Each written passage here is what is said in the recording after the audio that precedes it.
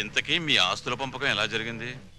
మా తమ్ముడు బిజినెస్ చేసుకుంటాను, నా వాటా నాకు ఇచ్చేయండి అంటేను మా నాన్నగారు ఉన్న డబ్బంతా మా తమ్ముడికి ఇచ్చేసి నా వాటాగా లంకంత కొంప నాకు ఇచ్చారు.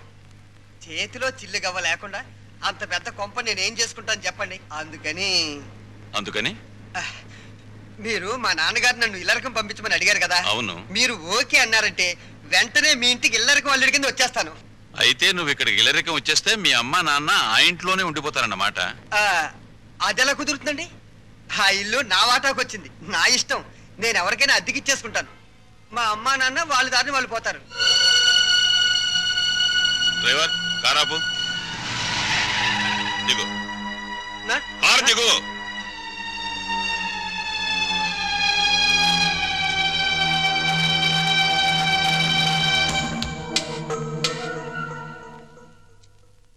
జనరల్ చెకప్ ఒక రకంగా అంతే అనుకోండి.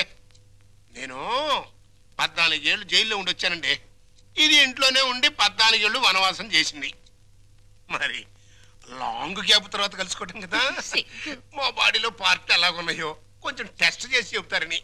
అంటే భార్యాభర్తలు అన్నమాట. మీరు అలా డైరెక్ట్ గా అడిగారనుకోండి, నేను నో అని చెప్పాల్సి వస్తాయి.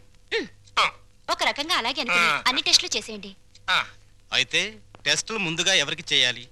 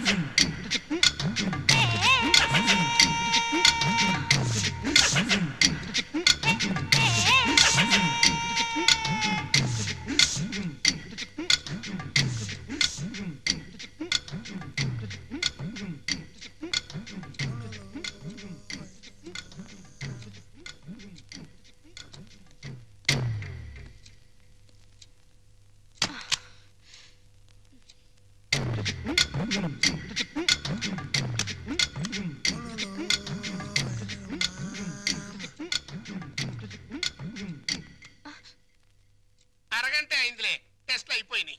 రిపోర్టు రేపు సాయంకాలం 6 గంటలకు ఇస్తాడంట. పద.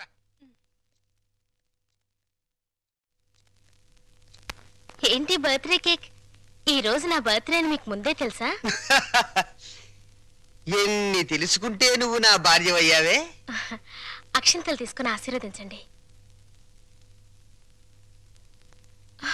అయ్యో అదేంటండి, తల మీద వేసి అక్షంతలు నోట్లో వేసుకుంటున్నారు?